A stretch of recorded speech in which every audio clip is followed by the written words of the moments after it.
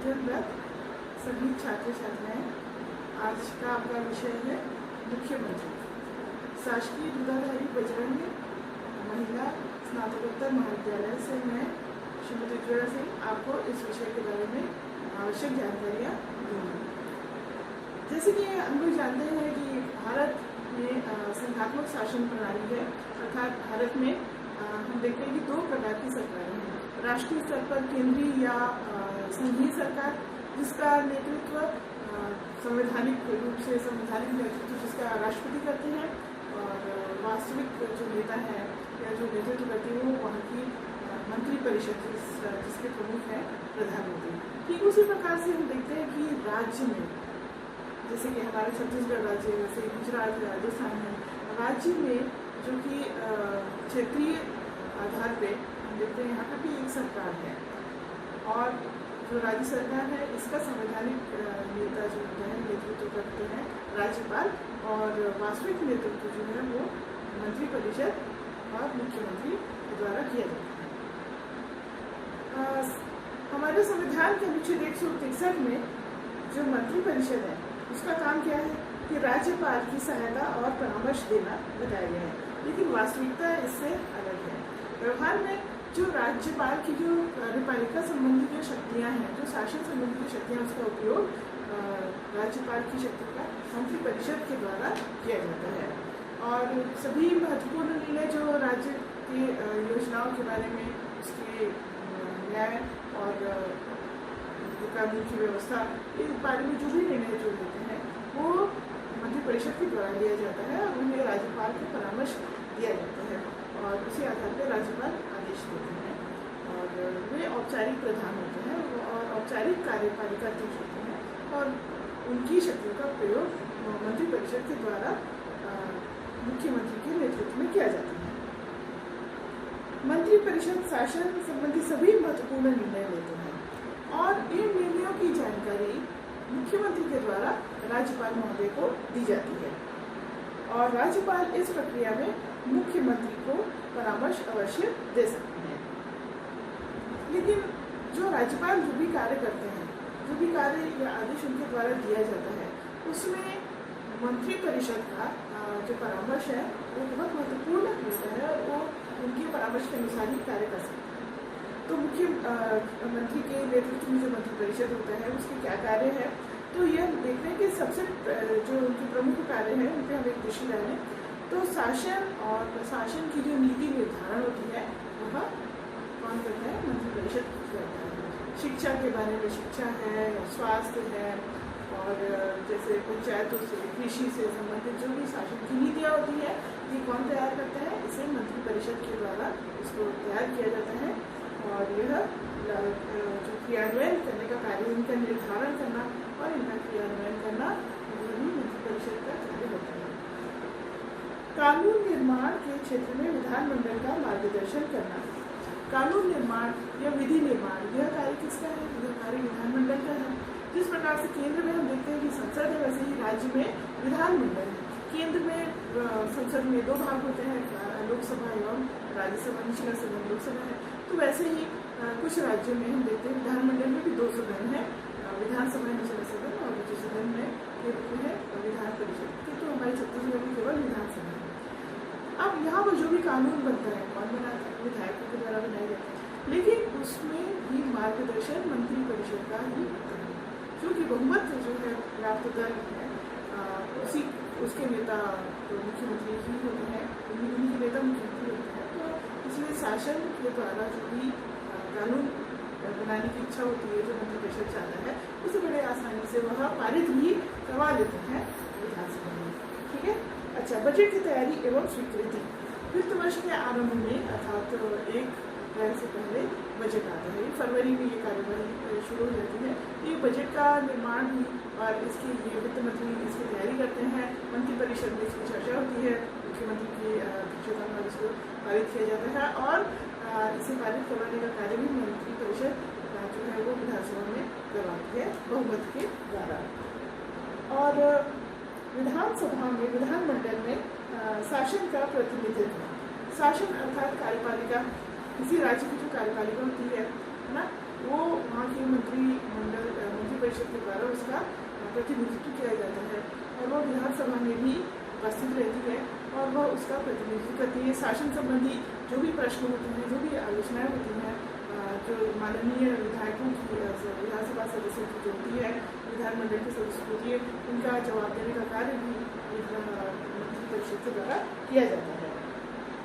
और जब कोई भी मंत्री अपने विषय के बारे में जवाब देकर संतुष्ट नहीं कर पाते हैं विधायकों को, तो मुख्यमंत्री भी उनके बचाव के लिए आगे आ जाते हैं, क्योंकि वही मंत्रिमंडल के प्रमुख होते हैं। उच्च पदों पर नियुक्ति हेतु राज्यपाल को परामर्श देने का कार्य भी इसके द्वारा किया जाता है, मंत्रिमंडल के या मंत्रिपरिषद के द्वारा किया जाता है। जैसे महाधिवक्ता राज्य के या राज्य लोक सेवा आयोग है जो परीक्षाएं आयोजित कराता है, डिप्टी कलेक्टर आदि की, है ना, तहसीलदार की जो परीक्षाएं होती हैं उनका जो आयोजन कराती है लोक सेवा आयोग, उनके जो सदस्य होते हैं उनकी नियुक्ति राज्यपाल के द्वारा की जाती है, लेकिन उसमें भी मंत्रिमंडल परिषद का जो परामर्श है वो आवश्यक होता है। अब हम आते हैं हमारे जो मुख्य बिंदु है मुख्यमंत्री। तो मुख्यमंत्री की जो नियुक्ति है, जैसे हम जानते हैं कि हमारे संविधान के अनुसार अनुच्छेद 164 में यह वर्णन इसका किया गया है कि मुख्यमंत्री की नियुक्ति राज्यपाल के द्वारा की जाएगी। लेकिन व्यवहार में हम देखते हैं कि राज्यपाल उन्हीं की नियुक्ति कर सकते हैं इस पद पर, जिसे उस समय यदि वहाँ चुनाव हुआ है उसके बाद जो जिस दल को इस निर्वाचन में बहुमत प्राप्त हुआ है उसी दल के जो मुखिया हैं, उसी दल बहुमत प्राप्त दल के नेता को वह मुख्यमंत्री के रूप में नियुक्त करते हैं। कभी ऐसा भी होता है कि वो अपनी विवेक के आधार पर भी निर्णय ले सकते हैं, और ऐसे मौके कब आते हैं कि जब किसी भी दल को बहुमत भी प्राप्त हुआ है, तो ऐसी स्थिति में जब जो जनाधार है वह बटा हुआ है, तो ऐसे में जो राज्यपाल है वो अपने विवेक के अनुसार किसी व्यक्ति को मुख्यमंत्री का कार्यभार सौंप सकते हैं। ये भी हो सकता है कि किसी दल को बहुमत तो प्राप्त हो गया, लेकिन उनका नेतृत्व कौन करेगा, उनका नेता निश्चित नहीं है, तो ऐसे में वो अपने से अपने विवेक के आधार पर निर्णय ले सकते हैं। किसी वरिष्ठ को जिसे वो सही लगे वो मुख्यमंत्री के रूप में नियुक्त कर सकते हैं। तो अब हम वो जानेंगे कि फिर मुख्यमंत्री जी जो है उनके क्या कार्य होते हैं। बहुत ही महत्वपूर्ण पद है मुख्यमंत्री का, और एक राज्य में मुख्यमंत्री की वही शक्तियाँ होती है, वही महत्व होता है जो कि राष्ट्रीय राजनीति में एक प्रधानमंत्री का। आप सभी लोगों ने अभी देखा भी होगा कि कोरोना वायरस के चलते हमारे देश में लॉकडाउन है, अभी लॉकडाउन आगे बढ़ाना था।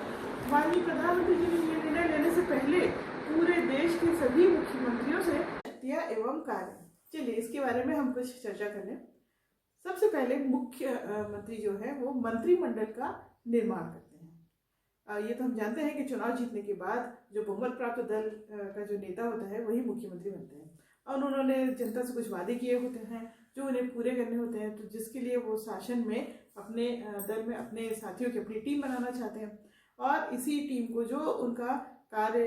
में उनके सहभागी उनके सहयोगी बनते हैं और जो मंत्रिमंडल का निर्माण करते हैं, वे उनके सबसे विश्वास पात्र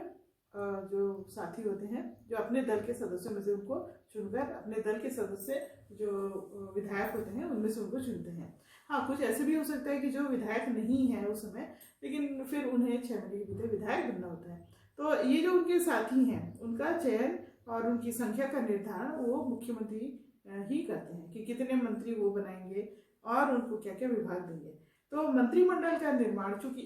मंत्रिमंडल के अध्यक्ष वही होते हैं और उनका निर्माण उन्हीं के द्वारा किया जाता है, और वो जो सूची है उससे राज्यपाल को अवगत कराते हैं और राज्यपाल फिर उन्हें पद और गोपनीयता की शपथ दिलाते हैं। दूसरा कार्य है उनका मंत्री परिषद की बैठक में अध्यक्षता एवं कार्य संचालन। मंत्री परिषद और विशेषकर मंत्रिमंडल, जो कि मंत्री परिषद का ही एक छोटा भाग होता है, जिसमें वरिष्ठ और जो इस प्रकार की उनके पास विषय होते हैं जो राज्य के लिए अति आवश्यक होते हैं, जैसे गृह मंत्रालय हुआ, वित्त मंत्रालय है, और इसी प्रकार के जैसे उद्योग है आदि, जो बहुत महत्वपूर्ण मंत्रालय होते हैं या जो विषय होते हैं वो धारण करने वाले मंत्रिमंडल का अंग होते हैं और सप्ताह में कम से कम 2 दिन उनकी बैठक होती है, या जब भी मुख्यमंत्री चाहे तो उसकी बैठक होती है। तो इनकी जो बैठकों में अध्यक्षता मुख्यमंत्री जी करते हैं, उस बैठक का एजेंडा क्या होगा, किस विषयों पर चर्चा की जाएगी, वो भी मुख्यमंत्री ही तय करते हैं और उसकी सारी कार्यवाही उनकी इच्छा अनुसार ही होती है। यदि किसी विषय पर भेद होता है या मतभेद हो जाता है तो उस पर मंत्रियों की राय जानी जाती है। अगर अधिक से ज़्यादा मंत्री उस विषय में सहमत नहीं हो पाते और यदि सारे मंत्री अगर उस विषय से असहमत है लेकिन केवल मुख्यमंत्री ही उससे सहमत है, तो भी उस विषय को जो है सफलता प्राप्त होती है, क्योंकि जो मुख्यमंत्री चाहेंगे वही निर्णय मंत्रिमंडल द्वारा लिए जाते हैं। शासन के विभिन्न विभागों का के बीच में समन्वय स्थापित करना, ये भी मुख्यमंत्री का एक प्रमुख कार्य होता है। मुख्यमंत्री के ही प्रयत्न से सारी इकाइयां जो होती, जैसे राज्य प्रशासन में अलग अलग विभाग होते हैं, इनके बीच में समन्वय स्थापित करना ताकि वो पूरा प्रशासन एक इकाई के रूप में कार्य करें और लोक प्रशासन के अपने लक्ष्यों को पूर्ण करें। इसके लिए आवश्यक है कि उनमें समन्वय, उनमें तालमेल बना रहे। जो भी कोई असंतुष्ट है या जो उसमें किसी बात की उन्हें परेशानी है तो उसे दूर करना, उनमें समन्वय स्थापित करना, उनमें नियंत्रण, उनके ऊपर नियंत्रण रखना, अनुशासन रखना, यह सारे कार्य मुख्यमंत्री जी के ही होते हैं, क्योंकि वही सभी को आदेश और निर्देश देने की स्थिति में रहते हैं। मंत्रियों के बीच में यदि कोई विवाद है, कोई मतभेद है तो उसे सुलझाना भी मुख्यमंत्री का ही दायित्व होता है। मंत्रियों में कार्यों का बंटवारा एवं परिवर्तन, सभी मंत्रियों को उनकी क्षमता अनुसार उन्हें कार्यों का या उनकी जो महत्व के अनुरूप उन्हें जो है विषय दिए जाते हैं। जैसे कि कोई कृषि मंत्री है तो कोई वित्त मंत्री है, कोई गृह मंत्री, ये विषयों का जो बंटवारा है, विभागों का जो बंटवारा है वो माननीय मुख्यमंत्री के द्वारा ही किया जाता है। किसी मंत्री को हटाना या उनसे त्यागपत्र मांगने का कार्य भी मुख्यमंत्री कर सकते हैं और मंत्रिमंडल में वो फेरबदल भी करते हैं और उसमें कई बार पूरे मंत्रिमंडल से वो त्यागपत्र लेकर पुनः उसका पुनर्निर्माण भी, जिसे हम कैबिनेट रीशफल भी कहते हैं। अब इसके बाद आता है मंत्री परिषद एवं राज्यपाल के बीच की कड़ी का कार्य भी मुख्यमंत्री के द्वारा किया जाता है। तो वो कैसे एक राज्यपाल और मंत्री परिषद के बीच में कड़ी वो किस प्रकार से बनते हैं। मंत्री परिषद की या मंत्रिमंडल की बैठकों में जो भी निर्णय लिए जाते हैं उन निर्णयों से राज्यपाल को अवगत कराना मुख्यमंत्री का ही दायित्व होता है और वो अनिवार्य रूप से उन्हें मंत्रिमंडल के द्वारा लिए गए निर्णयों से राज्यपाल महोदय को अवगत कराते हैं। राज्यपाल महोदय उनसे जानकारी भी मांग सकते हैं, उनसे प्रश्न भी पूछ सकते हैं, उन्हें सुझाव भी अपने दे सकते हैं और राज्यपाल महोदय जो भी सुझाव देते हैं, जो परामर्श देते हैं, उनसे वह मंत्रिमंडल के अपने सदस्यों को वह अवगत भी कराते हैं। कोई भी मंत्री यदि राज्यपाल महोदय से मिलना चाहता है तो ऐसा वह मुख्यमंत्री की जानकारी में ही ऐसा कर सकता है, उनकी जानकारी के बिना वो ऐसा नहीं कर सकता। और जो भी वार्तालाप माननीय मुख्यमंत्री का और राज्यपाल के बीच में होता है और उस जो जानकारी मुख्यमंत्री देंगे उसी को आधिकारिक माना जाता है। अब विधानसभा का नेतृत्व, मुख्यमंत्री जी का एक बहुत ही महत्वपूर्ण जो भूमिका होती है वो विधानसभा के नेता के रूप में होती है। क्योंकि बहुमत प्राप्त दल, चुनाव के बाद जिस दल को बहुमत प्राप्त होता है, अर्थात जिसे आधे से कम एक अधिक सीट जिसे प्राप्त होती है, जैसे उदाहरण के लिए छत्तीसगढ़ में हमारे यहाँ 90 निर्वाचित विधायक होते हैं, 90 सीटें होती हैं। तो जिस दल को भी आधा यानी 45 धन 1 46 सीटें, जिससे कम से कम इतनी सीटें प्राप्त होती है, वही शासन का, वही सरकार का निर्माण करता है। उस दल का जो भी नेता होगा वो मुख्यमंत्री बनता है। इस प्रकार से मुख्यमंत्री विधायक दल का भी नेता होता है, विधानसभा का भी नेतृत्व करता है। संसदात्मक शासन प्रणाली है हमारे यहाँ और हम ये भी जानते हैं कि जो मुख्यमंत्री है उनका जो चयन है या उनका किस प्रकार से होता है, वो कब तक के मुख्यमंत्री बने रह सकते हैं। देखिए, ऐसा है कि वैधानिक रूप से तो मुख्यमंत्री जो है वह राज्यपाल के प्रति उत्तरदायी हैं या उनके प्रति जवाबदेह हैं, किंतु राजनीतिक रूप से वह विधानसभा की ओर क्या है, उत्तरदायी है। क्योंकि विधानसभा में विधायकों की जब तक कि उन्हें समर्थन, बहुमत दल का समर्थन प्राप्त है, तभी तक वो अपने पद पर रह सकते हैं। अन्यथा उनके विरुद्ध जो है अविश्वास प्रस्ताव के द्वारा उन्हें हटाने का भी प्रयत्न किया जा सकता है। लेकिन सामान्यतः ऐसा संभव नहीं हो पाता, क्योंकि बहुमत उनके साथ में होता है और ऐसे प्रस्ताव विपक्ष द्वारा लाए जाते हैं, लेकिन वो सफल नहीं हो पाते हैं। अब जैसे मैंने आपसे कहा कि उनकी एक दोहरी भूमिका होती है, वो शासन की भी प्रमुख होते हैं, अर्थात वो राज्य की कार्यपालिका के भी प्रमुख है, और दूसरी ओर वह विधानसभा के प्रमुख, अर्थात विधानसभा में बहुमत प्राप्त जो दल है उसके वो नेता है या विधानसभा के नेता है। तो इस तरह से वो व्यवस्थापिका के भी प्रमुख हैं, दोनों ही प्रमुख है और उनकी दोहरी भूमिका है। तो इसलिए जब भी कोई कानून शासन के द्वारा विधेयक के रूप में जो कानून बनाना चाहते हैं, जब वो लाते हैं, तो उसमें प्रधानमंत्री की बड़ी महत्वपूर्ण भूमिका रहती है, और वो जो कानून बनवाना चाहते हैं बहुमत के दम पर वो ऐसा कानून बनाने में हमेशा सफल हो जाते हैं। और एक बात है जो बहुत ही महत्वपूर्ण है उनका विधानसभा के नेता के रूप में, वो राज्यपाल से विधानसभा को भंग करने का भी परामर्श दे सकते हैं। इस प्रकार विधानसभा भंग होने के बाद राज्य में पुनः चुनाव की स्थिति उत्पन्न हो सकती है। एक और है उनका, और भी कुछ महत्वपूर्ण कार्य हैं मुख्यमंत्री जी के, और वो है कि सरकार के प्रधान प्रवक्ता के रूप में मुख्यमंत्री ही जो है वो एक महत्वपूर्ण भूमिका निभाते हैं। राज्य के प्रधान प्रवक्ता के रूप में सरकार की ओर से आधिकारिक घोषणा करने का जो अधिकार है, आधिकारिक जो घोषणा करते हैं वो माननीय मुख्यमंत्री के द्वारा ही की जाती है, कि कोई नई नीति की घोषणा करना है या कोई नया विभाग या जो भी कोई, या अपनी योजनाओं के बारे में कोई जानकारी वो देना चाहते हैं, तो जो भी घोषणा माननीय मुख्यमंत्री कहेंगे वही आधिकारिक मानी जाती है। कभी दो मंत्रियों के परस्पर विरोधी वक्तव्य से भ्रम उत्पन्न हो जाता है कि कोई मंत्री कुछ कह रहा है, कोई मंत्री अगर उनकी विपरीत बात कहते हैं, तो ऐसे में भ्रम की स्थिति राज्य में और प्रशासन में उत्पन्न हो जाती है। तो इसमें ऐसी स्थिति में क्या होता है, ऐसी स्थिति में मुख्यमंत्री जो कहेंगे वही आधिकारिक माना जाएगा और वही सही माना जाएगा, और इसके बाद सारे विवाद जो है वो खत्म हो जाते हैं। मुख्यमंत्री राज्य में बहुमत प्राप्त दल के भी नेता होते हैं, और इस प्रकार से वह जो भी दल हो, जैसे वर्तमान में छत्तीसगढ़ में हम देखते हैं तो कांग्रेस है, इससे पहले भारतीय जनता पार्टी थी, तो वह अपने दल के भी नेता होते हैं, और इस प्रकार से वो दल के ढांचे के ऊपर उनका नियंत्रण रहता है, और यह स्थिति उनके प्रभाव और शक्ति को अधिक वृद्धि देती है, क्योंकि दल का अनुशासन बहुत ही कठोर होता है। और इसलिए हम जानते हैं कि दल के जो विधायक होते हैं वो उनकी इच्छा हो चाहे ना हो,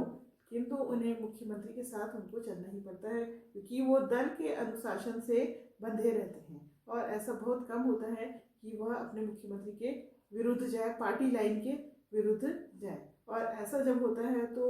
फिर वो पार्टी के विघटन तक की स्थिति पहुंच सकती है, जैसा कि हम लोगों ने मध्य प्रदेश में पिछले कुछ दिनों में देखा। राज्य की शासन व्यवस्था पर नियंत्रण, मुख्यमंत्री राज्य शासन पर सर्वोच्च एवं अंतिम नियंत्रण रखते हैं। अब जैसे हम जानते हैं कि राज्य में कानून और व्यवस्था, शांति की व्यवस्था, लॉ एंड ऑर्डर का जो सिचुएशन होता है उसके ऊपर जो कंट्रोल करने का सबसे अधिक जो अधिकार है वो किसका, वो माननीय मुख्यमंत्री जी का ही होता है, और इस प्रदेश में शांति के लिए वही उत्तरदायी होते हैं, और अशांति के लिए भी उन्हीं के ऊपर जो है आरोप लग सकते हैं।